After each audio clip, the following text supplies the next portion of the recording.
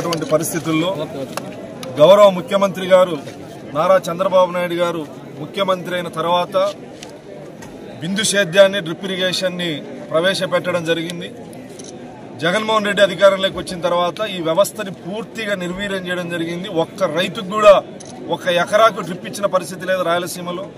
మళ్లీ చంద్రబాబు నాయుడు గారు ముఖ్యమంత్రి అయిన తర్వాత కేవలం మడకశిర నియోజకవర్గంలోనే దాదాపు 65 లక్షల రూపాయలు 51 లక్ష సబ్సిడీతో 12,000 ఎకరాలకి 6,000 మంది రైతుల కుటుంబాలకి ఈరోజు డ్రిప్ ఇరిగేషన్ని స్ప్రింక్లర్లని ఇవ్వడం జరిగింది.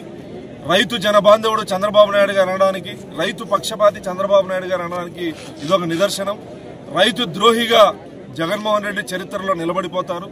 రైతులకి గత 5 సంవత్సరాల్లో ఇన్పుట్ సబ్సిడీ కానీ, డ్రిప్ ఇరిగేషన్ కానీ, ఇరిగేషన్కి సంబంధించిన నీళ్లు కానీ అన్నీ కూడా జగన్మోహన్ రెడ్డి నిర్వీర్యం చేయడం వల్ల రాయలసీమలో రైతులు అనేక కష్టాలు బాధలు అనుభవించడం జరిగింది. మళ్లీ చంద్రబాబు నాయుడు గారు ముఖ్యమంత్రి అయిన తర్వాత ఇరిగేషన్ ప్రాజెక్టులు కానీ, డ్రిప్ ఇరిగేషన్ కానీ, రైతులకు సబ్సిడీలు కానీ మళ్లీ రైతు సంక్షేమ ప్రభుత్వం ఆంధ్రప్రదేశ్లో వచ్చిందనడానికి ఇది ఒక నిదర్శనం. ఎంతో మంది రైతులు రాష్ట్ర వ్యాప్తంగా డ్రిప్ ఇరిగేషన్ ద్వారా లబ్ధి పొందినటువంటి 5 ఎకరాలు ఉన్నటువంటి రైతులకి 90%, 10 ఎకరాలు ఉన్నటువంటి రైతులకి 70% సబ్సిడీల ద్వారా డ్రిప్ ఇరిగేషన్లో స్ప్రింక్లర్లని అందించడం జరుగుతుంది.